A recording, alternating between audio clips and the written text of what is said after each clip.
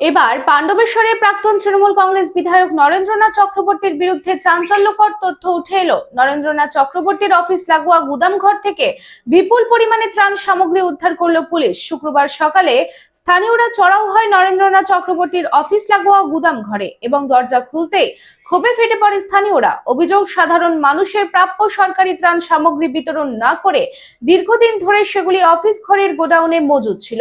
এদিন পুলিশ ঘটনাস্থলে এসে পুরো বিষয়টি খতিয়ে দেখে। রানীগঞ্জে নিজের স্বপ্নের বাড়ি খুঁজছেন? তাহলে চলে আসুন biggest housing project Kamaladham housing complex. এখানে আছে মোট 250টিরও বেশি ফ্ল্যাট। 200টি ফ্ল্যাটে অলরেডি ফ্যামিলি বসবাস করছে, বাকি ফ্ল্যাটগুলি রেডি টু মুভ। 1, 2, 3 BHK যা চান তাই পাবেন, সুলভ মূল্যে অত্যাধুনিক সুবিধা সহ।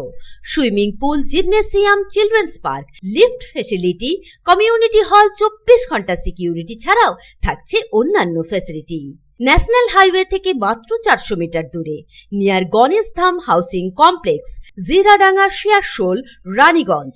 Contact number 7719356476।